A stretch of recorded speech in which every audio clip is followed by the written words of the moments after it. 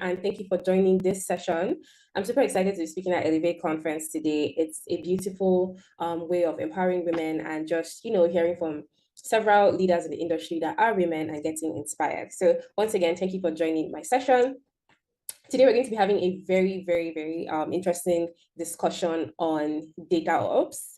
And I usually love referring to DataOps as DevOps, but for data. I believe that companies can use DataOps as an approach to enhance the way they treat data in their organization, the way they handle data, and just the way they can reduce their operational costs and create more efficiency for their data workflows. So we're going to be looking at this topic in a very general view, understanding what it is, understanding how companies can benefit from this, understanding what should happen if your company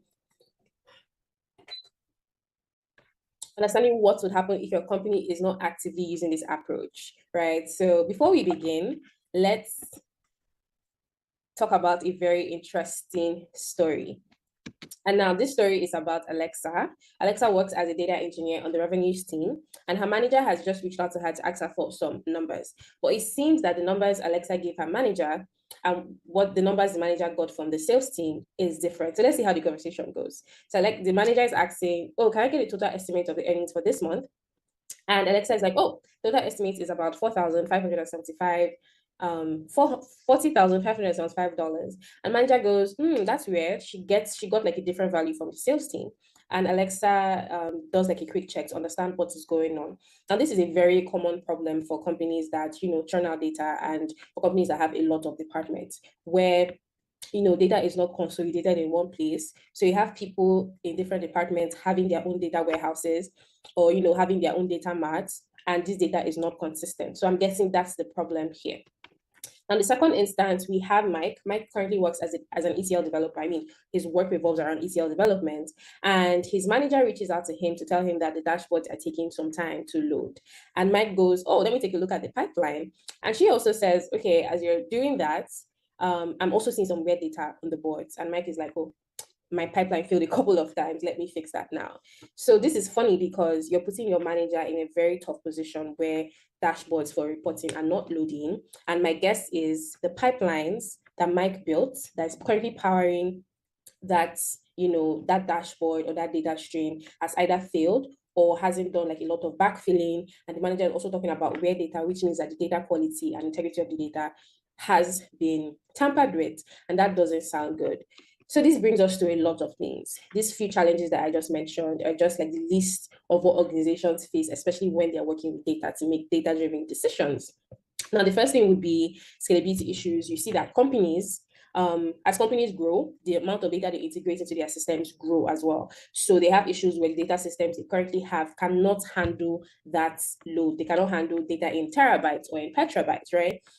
We also have inconsistent data silos, like what Alexa was facing, where different departments have different data marts, different data silos, and data is not consistent within the organization. And this can lead to a lot of things, being that when you want to report on a particular figure, especially when it comes to revenue and profit or sales, you notice that you cannot trust you cannot trust the quality of your data. Also, poor data quality as well, delays in getting insights when most of your pipelines require manual intervention.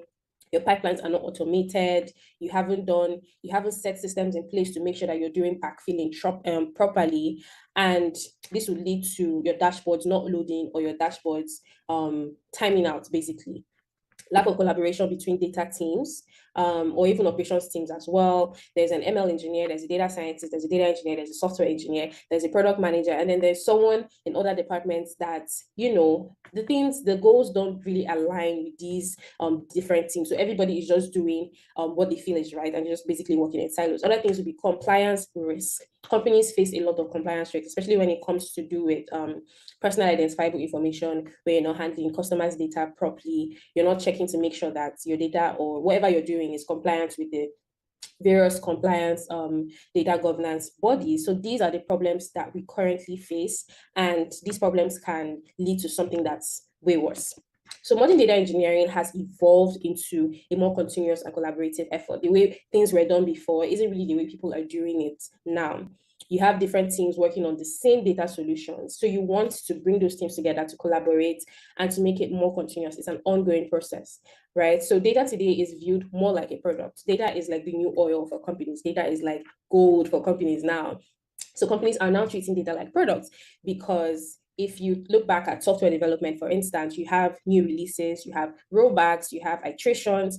Companies are now treating data as such, right? So with this information that we have, new approaches must arise. You can't keep doing the things you were doing years before. Things basically just have to change. So that brings us to what we're going to be talking about today, DataOps, which I call DevOps, but for data. These are approaches and sets of practices companies can put in place to make sure that data is flowing seamlessly within their organization in a very speedy manner. The quality is good, the system can scale, teams are collaborating better. So we're going to be giving you all like a general overview of how you can approach data operations in your organization better. So down to my introduction, my name is Chisom, and I consider myself a couple of things. I'm a software engineer, and my role revolves around big data.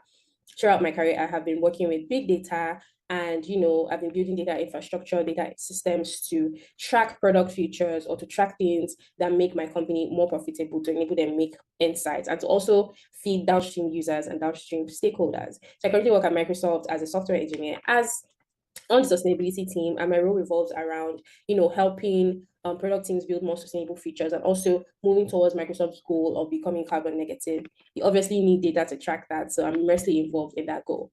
I was also an ex-intern at the Bank of America, where I worked as a technology analyst, and I worked on the robotics automation team to automate like several banking processes with UiPath. I am also an author. I have a book currently helping people land jobs at international tech firms, engineering roles to be precise. I'm a global speaker.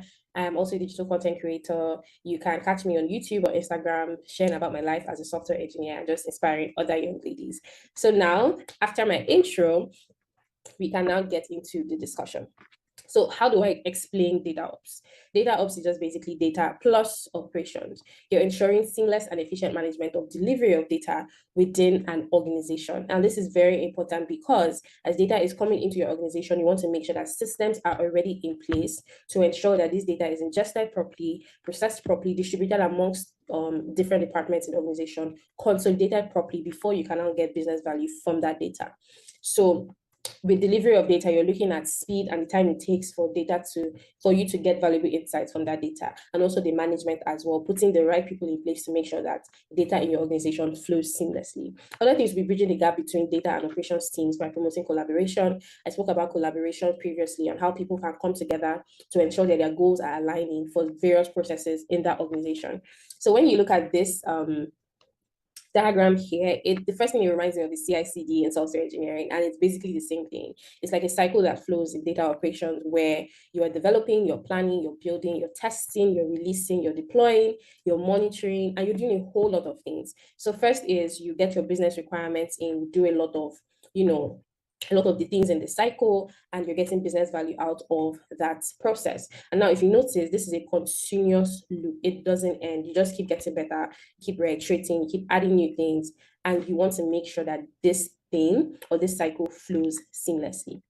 So does DataOps and DevOps mean the same thing? I mean, I had the same confusion when I started working as a software engineer, but when I started doing some research and when I also started working with different people, the product managers, the stakeholders, to understand the things that I'm meant to do, I realized that DataOps is actually very important in an organization. And as much as it sounds the same way as DevOps, it has its own differences. DataOps derives its principles from DevOps, also derives its principles from Agile, and it also derives its principles from quality control. So for DevOps is a set of practices that combine software development and IT. In DevOps, you have things like CI/CD, version control, automation. For Agile, you're delivering small incremental improvements rather than complete overhauls. So for Agile, we can say that with data, you're delivering small improvements day by day to make sure that it's okay. For quality control, I mean, if you're in the data industry, you'd understand that quality data is the backbone of any business, right? So you want to make sure that you're identifying and ensuring that products, or in this case, data, meets the specified standards and requirements. Now we're talking about data governance here. So if you notice, DataOps is deriving a lot of its principles from these three pillars, and with emphasis on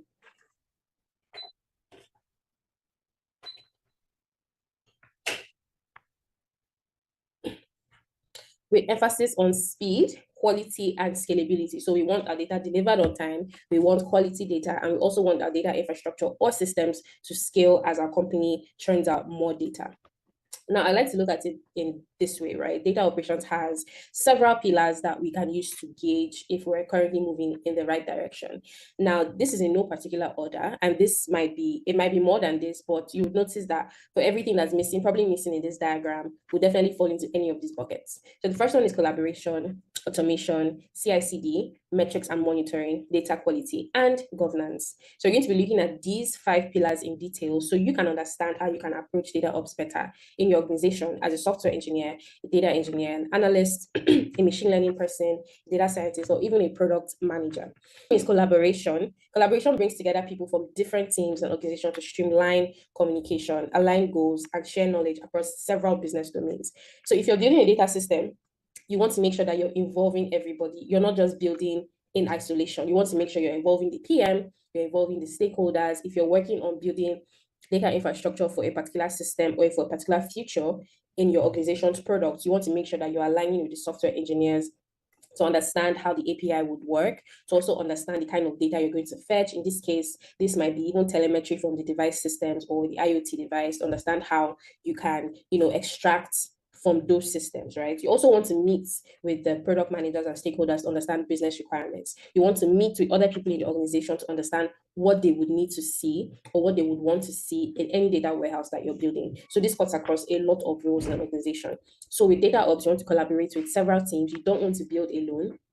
You want to streamline communication, and you want to make sure that all the goals are aligned. You don't want to be doing things over and over and over again because you didn't ask people what they need or because you didn't, get the requirements right. So you want to communicate. Another thing would be data is now spread within the organization. So many people need this data. So you want to ensure that you're not working alone, like I mentioned, and this would also lead to shared ownership.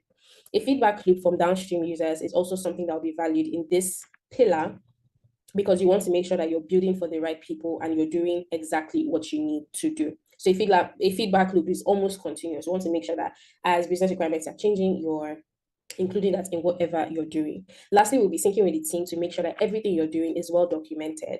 Most people always think documentation as an afterthought, like, oh, I think I would have documented that, or, oh, I feel like somebody would need this, I'll do that later. So you want to make sure that you're documenting your processes as you go to make sure that everything is in sync and you're giving the right descriptions to whatever that you're doing.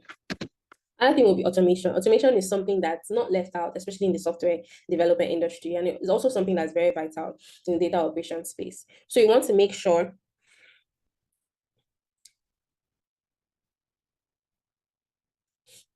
automation plays a vital role, which involves automating repetitive tasks like data ingestion, transformation, and validation, including the deployment of pipelines and infrastructure. With automation, you don't need to do things over and over again. One thing that kills a life cycle or a process that's meant to run smoothly is when the manual intervention is a lot. So with automation, you're minimizing manual intervention and you're speeding up the entire data lifecycle. An example of this would be Airflow, for instance. Airflow is an orchestrator. I usually think of Airflow as